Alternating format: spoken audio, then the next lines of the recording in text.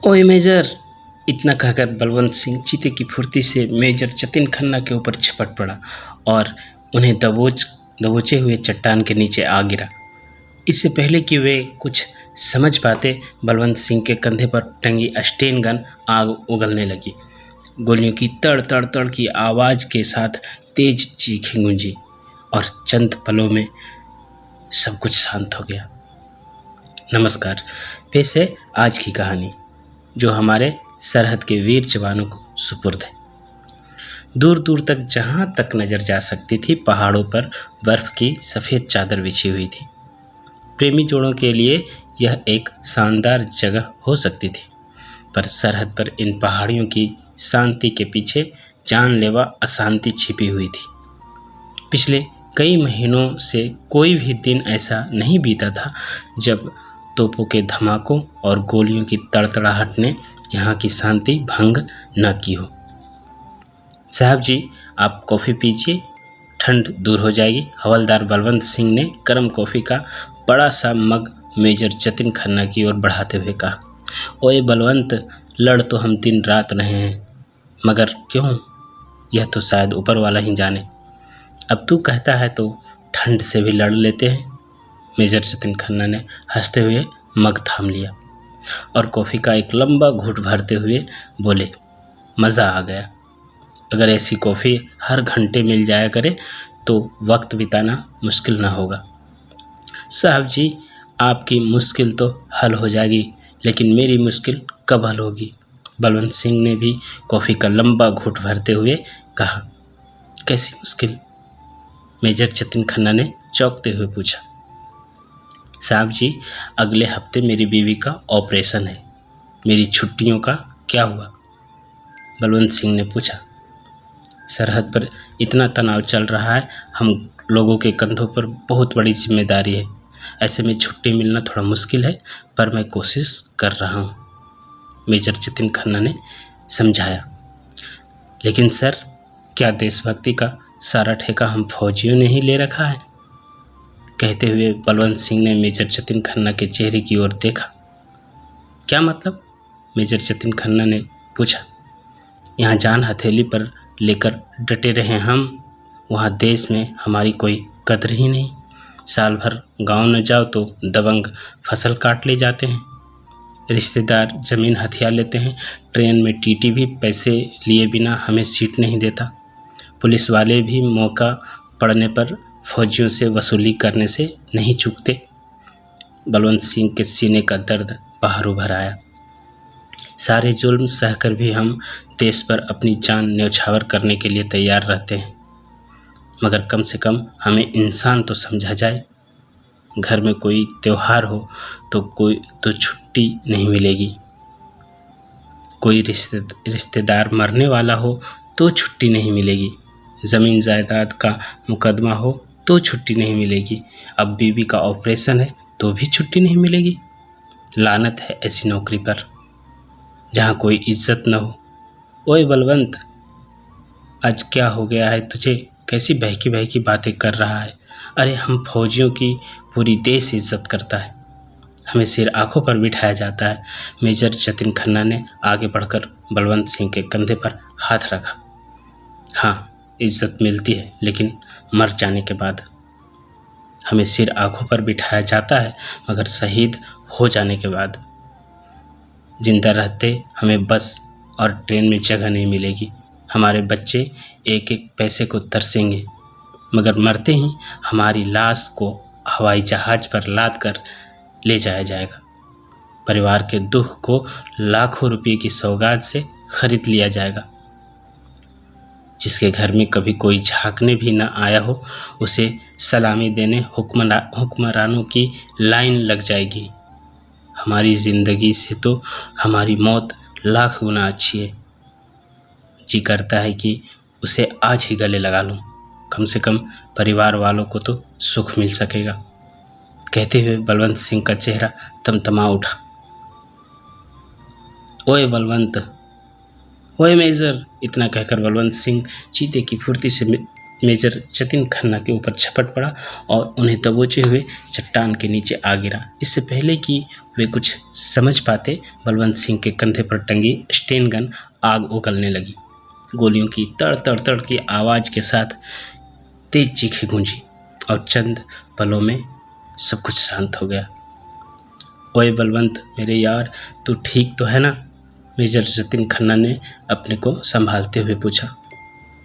हाँ साहब जी, मैं बिल्कुल ठीक हूँ। बलवंत सिंह हल्का सा हंसा, फिर बोला, मगर ये पाकिस्तानी कभी ठीक नहीं होंगे। इनकी समझ में क्यों नहीं आता कि जब तक एक भी हिंदुस्तानी फौजी जिंदा है तब तक वे हमारी चौकी को हाथ भी नहीं लगा सकते। इतना कहकर बलवंत सिंह ने चट्टान के पीछे से झांका। थोड़ी दूरी पर ही 3 पाकिस्तानी सैनिकों की लाशें पड़ी थी। छिपते छिपाते वे कब यहाँ आ गए थे पता ही नहीं चला था। उनमें से एक ने अपनी AK-47 से मेजर जतिन खन्ना के सीने को निशाना लगाया ही था कि उस पर बलवंत सिंह की नज़र पड़ गई और वह बिजली की रफ्तार से मेजर साहब को लेकर ज़मीन पर आ गिरा। बलवंत, तेरी बाह से खून बह रहा है। गोली की आवाज़ सुनकर खंदक से निकल आए फौजी निहाल सिंह ने कहा। उसके पीछे पीछे उसकी चौकी की सिक्योरिटी के लिए तैनात कई और जवान दौड़े चले आए थे। कुछ नहीं, मामूली सी खरोच है। पाकिस्तानियों की गोली जरा सा छूते हुए निकल गई थी, कहकर बलवंत सिंह मुस्कुराया। बलवंत, तूने मेरी खातिर अपनी जान दांव पर लगा दी। बता, तूने ऐसा क्यों किया? कहकर मेजर जतिन खन्ना ने आगे बढ़कर बलवंत सिंह को अपनी बाहों में भर लिया। क्योंकि देशभक्ति का ठेका हम फौजियों ने ले रखा है, कहकर बलवंत सिंह ने फिर मुस्कुराया। तो कैसा इंसान है? अभी तो तू 100 बुराइयां गिना रहा था और अब देशभक्ति का राग अलाप रहा है। मेजर जतिन खन्ना ने दर्द भरी आवाज़ में कहा। साहब जी, हम फौजी हैं, लड़ना हमारा काम है। हम लड़ेंगे, अपने ऊपर होने वाले जुल्म के खिलाफ लड़ेंगे, मगर जब देश की बात आएगी तो सब कुछ भूलकर देश के लिए लड़ते लड़ते जान न्यौछावर कर देंगे। कुर्बानी देने का पहला हक हमारा है, उसे हमसे कोई नहीं छीन सकता। कहते कहते बलवंत सिंह तड़प कर जोर से उछला। उसके बाद एक तेज धमाका हुआ और फिर सब कुछ शांत हो गया। बलवंत सिंह की जब आंखें खुली तो वह अस्पताल में था। मेजर जतिन खन्ना उसके सामने ही थे। सर जी, मैं यहाँ कैसे आ गया? बलवंत सिंह के होठ हिले। अपने ठेके के चलते। मेजर जतिन खन्ना ने आगे बढ़कर बलवंत सिंह के सिर पर हाथ फेरा, फिर बोले, तूने कमाल कर दिया। दुश्मन के सैनिक एक तरफ से आए थे जिन्हें तूने मार गिराया था, बाकी के सैनिक दूसरी तरफ से आए थे। उन्होंने हमारे ऊपर हथगोला फेंका भी था, जिसे तूने उछलकर हवा में ही थामकर उनकी ओर वापस उछाल दिया था। वे सारे के सारे मारे गए और हमारी चौकी बिना किसी नुकसान के बच गई। तेरे जैसे बहादुरों पर देश को नाज है। मेजर जतिन खन्ना ने बलवंत सिंह का कंधा थपथपाया, फिर बोले, तू भी बिल्कुल ठीक है। डॉक्टर बता रहे थे मामूली जख्म है, 1-2 दिन में यहाँ से छुट्टी मिल जाएगी। छुट्टी? बलवंत सिंह के होठ धीरे से हिले। हाँ, वह भी मंजूर हो गई है।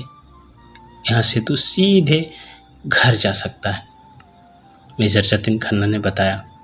फिर चौंकते हुए बोले, एक बात बताना तो मैं भूल ही गया था। क्या? बलवंत सिंह ने पूछा। तुझे हेलीकॉप्टर से यहाँ लाया गया था, पर अब हवाई जहाज से घर नहीं भेजेंगे, कहकर बलवंत सिंह मुस्कुराया। कभी नहीं। मेजर जतिन खन्ना भी मुस्कुराए, फिर बोले, ब्रिगेडियर साहब ने सरकार से तुझे इनाम देने की सिफारिश की है। साहब जी, एक बात बोलूं? बोलो। इनाम दिलवाइए या ना दिलवाइए, मगर सरकार से इतनी सिफारिश ज़रूर करा दीजिए कि हम फौजियों की ज़मीन जायदाद के मुकदमों का फैसला करने के लिए अलग से अदालतें बना दी जाएं, जहां फटाफट इंसाफ हो। वरना हजारों किलोमीटर दूर से हम पैरवी नहीं कर पाते।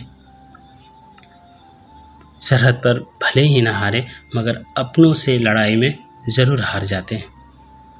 बलवंत सिंह ने उम्मीद भरी आवाज़ में कहा। मेजर जतिन खन्ना की निगाहें कहीं आसमान में खो गई। बलवंत सिंह ने जो कुछ भी कहा था वह सच था, मगर जो वह कह रहा था क्या वह कभी मुमकिन हो सकेगा? खैर, चाहे जो हो, हम हमारे सरहद के वीर सपूतों का हमेशा दिल की गहराइयों से अभिवादन करते हैं और करते रहेंगे। दोस्तों, अगर आप भी सरहद के हमारे अपने वीर जवानों से प्यार करते हैं तो इस कहानी को अपने दोस्तों को ज़रूर शेयर करें, और अगर आप हमारे चैनल पर नए हैं तो सब्सक्राइब भी ज़रूर कर लें। जय हिंद।